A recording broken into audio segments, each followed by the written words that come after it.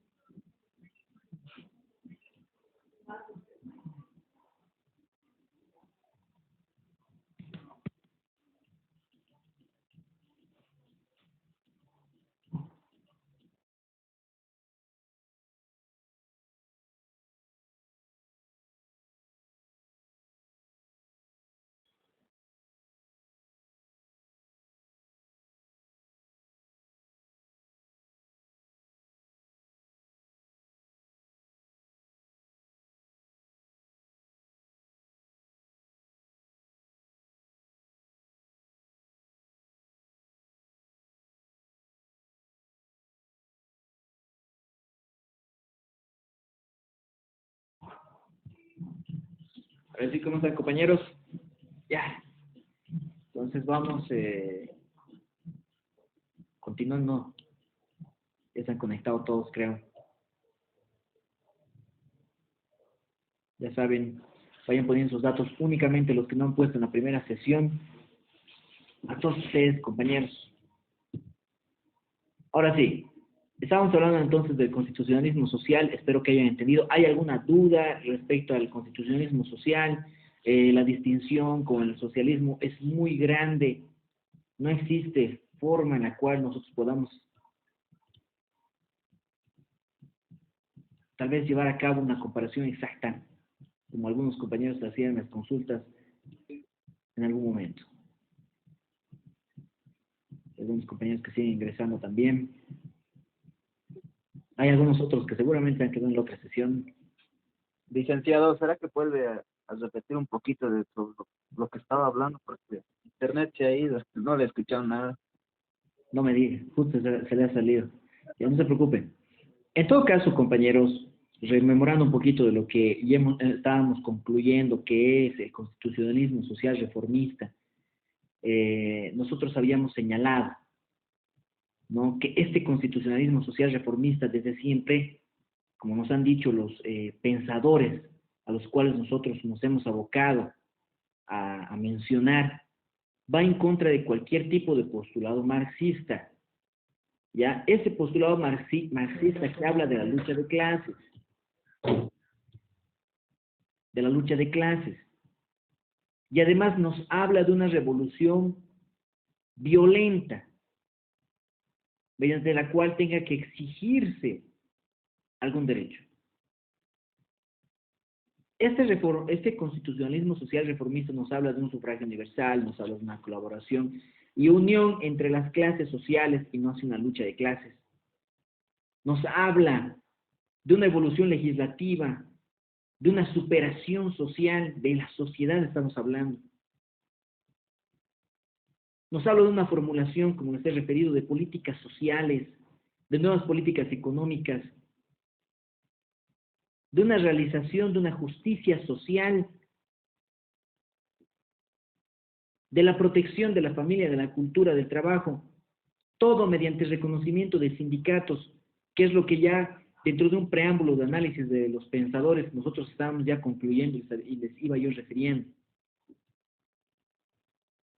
Hablamos de un reconocimiento de sindicatos, hablamos de un derecho a la huelga y hablamos de un establecimiento de la seguridad social que pudiese existir a favor de, obviamente, la sociedad, compañeros. Y vamos a ver dos grandes ejemplos para finalizar esta segunda parte también, respecto a lo que es el constitucionalismo social mexicano, pero ¿qué puede haber sucedido en México para que exista y tengamos nosotros un parámetro de lo que debemos entender que es el constitucionalismo social? Este constitucionalismo social reformista, el cual se pedido que escriban como subtítulo. ¿Qué tiene que ver México? Para entender mejor ese aspecto, nosotros tenemos que hablar un poco de la historia mexicana. Hay varios autores que nos mencionan esta. Weimar está ingresando. Hay varios autores que nos hablan del constitucionalismo social mexicano, que es importante, perdón, compañeros, es importante dentro de la evolución del derecho constitucional.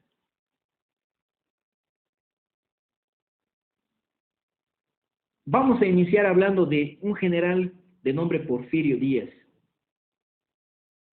Este general que ha estado gobernando en ese momento lo que era denominado el Estado de México mediante una dictadura.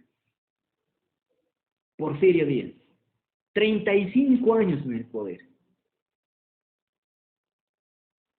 Viene a desarrollar una política entreguista, un favorecimiento al latifundismo, y todavía más allá de toda esa dictadura de tantos años, compañeros.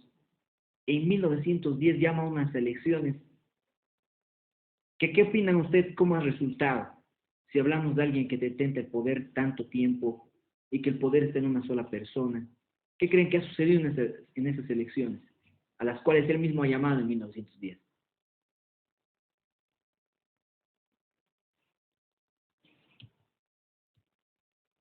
A ver, Aaron Ceballos, ¿quién quiere participar?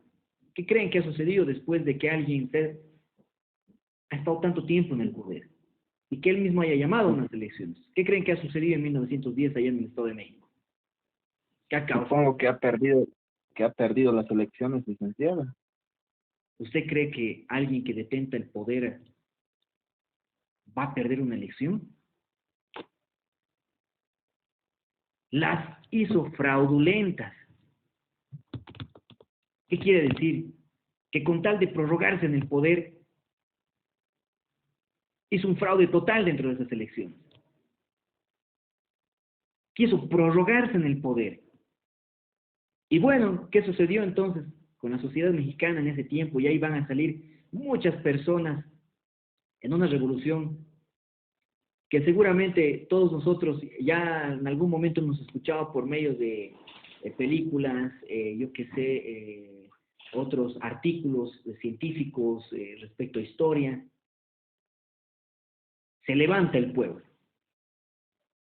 Porque ya era muy obvio que una persona, ¿no?, quien detentó tantos años seguramente en esa situación social que vivían y que existía ya, yo les puedo apostar que ya la sociedad estaba cansada del gobierno, de una dictadura, y que necesitaban mover esa dictadura a favor de una tercera persona que de cierta manera venga y maneje de manera distinta un Estado tan grande como es México. Y que no se hayan dado cuenta que haya existido un fraude monumental que está escrito en la historia de México, 1910, compañeros. Ese rechazo unánime de esa sociedad popular viene a terminar con la renuncia al cargo en 1911, momento en el que viene y asume la presidencia un señor Francisco Madero. Y miren qué tipo de responsabilidad en 1910 pudiesen haberle dado. Esta señora debió salir tranquilo. No sabemos más allá, tal vez habría que ingresar al estudio específico de este caso. Si es que esta señora debió salir del país ya llenísimo de recursos. Y viene un señor Francisco Madero a tomar posesión de esa presidencia, pero no le gusta. A un general Victoriano Huerta, que en 1913 viene y lo asesinan. Y es ahí donde realmente se desencadena una guerra civil. Pero realmente se fue una guerra civil porque ya ustedes seguramente han escuchado de figuras como Pancho Villa, que en todo caso se llamaba Doroteo Arango. Han debido escuchar ustedes de Emiliano Zapata. Bueno, a él no se le decía nada, no tenía un apodo específico. Y hay algunas películas de Cantinflas, ¿no? Que seguramente ven algunos de ustedes, lo han visto con sus abuelos, ya hablaba de Pancho Villa, hablaba del señor Emiliano Zapata, que levantan en armas en una guerra civil, Pancho Villa por el norte y Emiliano Zapata por el sur. Ya ante ese tipo de arbitrariedades de que la gente tome por la fuerza el poder, una vez derrotado el señor Huerta, el último que que por la fuerza había tomado el poder, asume la presidencia Vestumiano Carranza, quien en ese momento era gobernador del estado de Coahuila, quien conforme nos dice un autor al plan Guadalupe convoca una asamblea constituyente, que era lo más justo. Constituyente, ¿por qué, compañeros? Porque va a venir a constituir, va a venir a reformular una constitución, o a fin de cuentas la va a tener que crear. Se elabora esa constitución de Querétaro del año 1917 y se viene a constituir la primera constitución social del mundo, no hablamos de socialismo. Constitución social del mundo como ejemplo que nosotros tenemos dentro de este reformismo constitucionalismo social reformista. Y esa Constitución de México de 1917, que se encuentra vigente de cierta manera, obviamente, en este país, viene a establecernos algunos aspectos específicos que nosotros vamos a ahora mismo a analizar. En primera instancia tenemos que esa Constitución viene a determinar el dominio originario del Estado sobre la tierra y sobre los recursos, no a favor de una persona particular, no en favor de un grupo social específico, sino del Estado que obviamente nosotros tenemos que entender que está conformado por todos los ciudadanos y ciudadanas, a quien ustedes conocen como el soberano. Se rechaza el latifundio y se habla de un reparto equitativo de la tierra. Se protege el trabajo, se reconoce el derecho a la huelga y además se reconoce esencialmente el derecho a los sindicatos. Ahí está de la mano del constitucionalismo social reformista. Se establece la seguridad social, seguridad social, compañeros, algo necesario para el trabajador, pero esta seguridad social que viene de la mano de una obligación del Estado, como actualmente nosotros la conocemos. Es obligación del Estado aplicar la norma necesaria para que se pueda dar la seguridad social. Se reconoce la escuela laica y gratuita, además, como aspectos esenciales de esa constitución social del Estado mexicano. Parámetros que han sucedido y que suceden en Latinoamérica, creo, ya se está volviendo algo común, ¿no? Dentro de este constitucionalismo social mexicano. Y no lo estamos mencionando históricamente este aspecto de compañeros, por si acaso, de lo que sería la prórroga de poder de alguien específico, y hablar de elecciones fraudulentas no es nada nuevo, y no estamos hablando de un aspecto netamente político de nuestro país, que es algo que yo quiero que ustedes entiendan, sino que es necesario tocarlo para que ustedes entiendan dentro de la historia mexicana de cómo ha nacido ese constitucionalismo social y que además México nos ha tenido que dar una lección de una constitución social, una primera constitución social dentro del mundo. Y ahí de la mano de esa constitución social mexicana viene el constitucionalismo social alemán. Ese constitucionalismo social alemán que de cierta manera igual viene a través de una historia que implica la caída de un Kaiser Guillermo II, la suscripción además de lo que nosotros vamos a venir a conocer como ese Tratado de Versalles del 28 de junio de 1919, estamos hablando de años posteriores a la Revolución Mexicana. 1917 ya tenían su constitución los mexicanos, 1919 estamos hablando de un Tratado de Versalles. Nos habla el autor, varios autores, de que ha sido un periodo muy confuso, desordenado, dentro de esta República Democrática Alemana, más conocida, nos dice un autor, como la República de Weimar, que en el año 1919 sanciona una constitución con tendencia social. Esa constitución con tendencia social que duró muy poco, compañeros, porque ¿quién creen que llegó al poder ya en ese momento?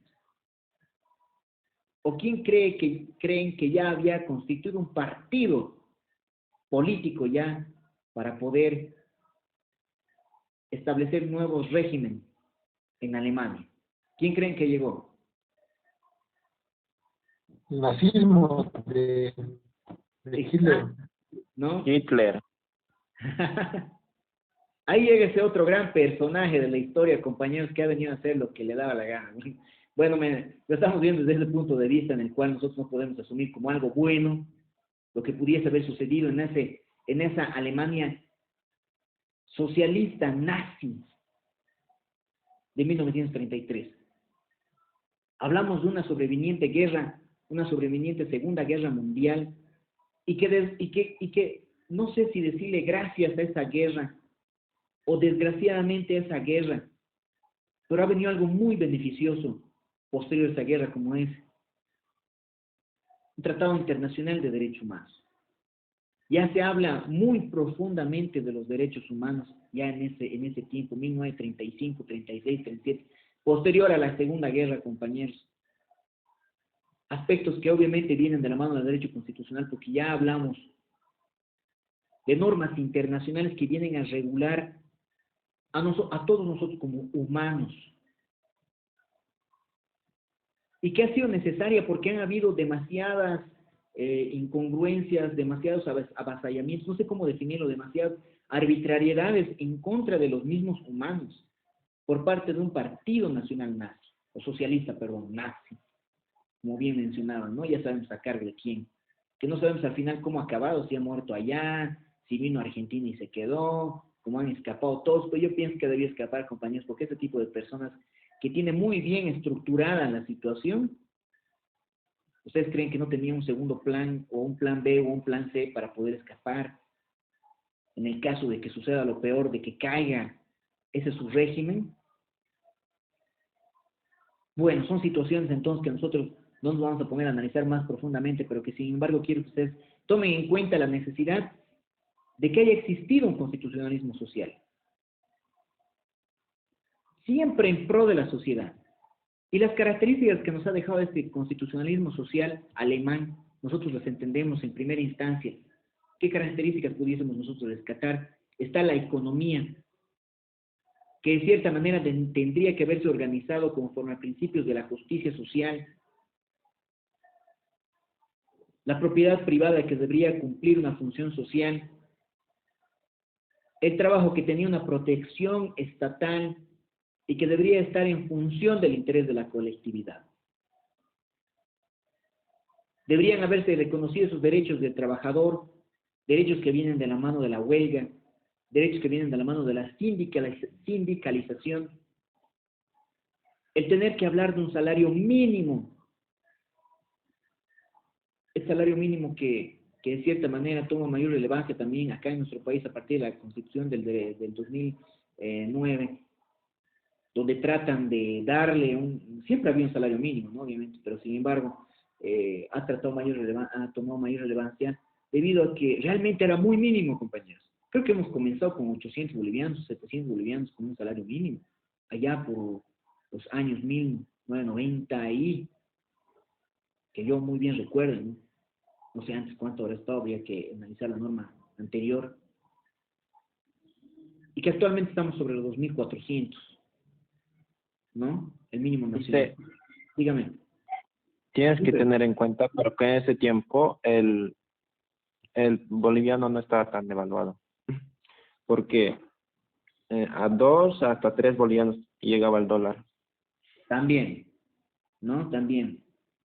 Pero más allá, compañeros, y yo veo algunas veces vienen clientes también, y vemos que generalmente los salarios que se manejan para trabajar en algunos lugares específicos comerciales varían de 1.800 bolivianos, que obviamente sabemos que no está regulado, que tiene que regularse sobre el mínimo nacional, una vez que pidamos nosotros también eso ante una jefatura departamental de trabajo, ante un juez laboral, ¿no? Pero que sin embargo hablamos de 1.800 bolivianos, compañeros, ¿no? 2.400, obviamente también, yo la verdad no lo sentiría cómodo debido a la necesidad que tiene una familia dentro del Estado.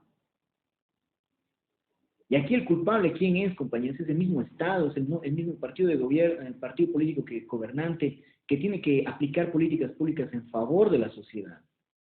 Especialmente y de manera esencial en favor de las personas que realmente sean de escasos recursos. Acá cada uno ya se ha acostumbrado a referir, bueno, es gente humilde, humilde, humilde, y bueno, estamos viendo que pertenece a un grupo social específico que tiene demasiado beneficio con el gobierno por el apoyo que ha dado, y no es así. No debería ser así tampoco, ¿no? Entonces, hay formas en las cuales el Estado tiene que asegurar el trabajo para esas personas, pero un trabajo digno, más allá de un salario mínimo tal vez. Hay muchos temas que nosotros podríamos abarcar sobre esta situación. Dentro de esas características que hablamos del constitucionalismo social, ¿no? Hablamos de la colectividad, entonces, se reconoce al trabajador el derecho a la huelga, hablábamos de la sindicalización, de un salario mínimo, de una jornada laboral, de 8 horas, y además de una seguridad social, compañeros. Vamos a quedar acá en este aspecto porque vamos a pasar a ver, yo también no quisiera que sigamos, bueno, hasta aquí sería este tema específico, este tema número 2 que nosotros tenemos planteado. Podríamos hablar de algunos antecedentes más respecto a algunas constituciones más chinas, tal vez, en este caso también la Unión Soviética, que de cierta manera también nos ha lanzado algunos parámetros, pero vamos a pasar directamente a un segundo tema, ya la siguiente clase, compañeros. Ya directamente nos vamos nosotros a ver un tercer tema, porque también nos vamos a seguir atrasando en el avance de clase y vamos a tener que ver la historia del constitucionalismo boliviano, ya netamente ingresando a lo que es nuestro país. Les he enviado, bueno, no los he enviado, los he subido a la plataforma Mundo de la Universidad, tenemos un textito PDF de las constituciones políticas que ha tenido nuestro estado boliviano, hasta la última del 2009. Es una revisada, compañeros, no les estoy diciendo que lo lean todo, ustedes ya lo van a ir descargando. Vamos a ir haciendo relevancia en ciertas constituciones esenciales que nosotros podamos tal vez hacerlas de notar. Pero en el caso particular, obviamente, tenemos que inicialmente comenzar con la de 1826. ¿Qué tipo de constitución es? ¿Y de qué manera se nos ha sido otorgada, obviamente, esta constitución a través de una revolución que nosotros hemos pasado, que hemos vivido ya históricamente en nuestro país, ¿no? Entonces, vamos a quedar acá, compañeros, en cuanto a lo que es la historia del constitucionalismo boliviano, y ahí de notar cuál es y de qué manera se ha estructurado una constitución y de qué manera también nos viene a beneficiar actualmente Y vamos a irnos dando cuenta además de todo lo avanzado dentro del constitucionalismo, en la historia del derecho constitucional que nosotros hemos ido abarcando en cuanto al constitucionalismo inglés, norteamericano, francés, ¿no? Y esto que hemos hablado del constitucionalismo social reformista, cómo ha sido plasmada nuestra primera constitución política del Estado y cuáles son los parámetros constitucionales dentro de los cuales actualmente nos encontramos como Estado boliviano. ¿Ya? Quedamos acá, compañeros, no les voy a quitar más tiempo, obviamente vamos a continuar la siguiente clase, ya saben que la siguiente semana tenemos nuestros foros que no van a durar más de 24, 48 horas como un máximo, porque son solo participaciones. Aprovechando que acá estamos 32 estudiantes presentes, ya les voy refiriendo que el foro, y les vuelvo a repetir, para los que ya han estado en la anterior sesión igual, y los nuevos que han ingresado, sabemos que el foro solo es una participación donde vamos a dar un criterio personal, entonces no debería haber problema en el plazo que se les vaya a otorgar. Ya es ingresar, leer los parámetros y darnos su opinión. Entonces vamos, y cualquier duda ya saben, al grupo de WhatsApp, compañeros. Nada personal, nada mensajes personales, por favor, porque sabemos que puede que no nos responda y a fin de cuentas no los voy a poder responder porque van cada minuto subiendo los mensajes y los suyos bajan. Entonces, compañeros, quedamos acá. Nos vemos en la siguiente clase. Les agradezco haber estado presentes en esta clase virtual y nos vemos la siguiente clase con la misma cantidad de alumnos. Espero que ustedes estén presentes. Espero que pasen un buen fin de semana a todos ustedes. Nos vemos, compañeros. Hasta luego, licenciado. Hasta luego, licenciado. Hasta luego, licenciado. Hasta luego.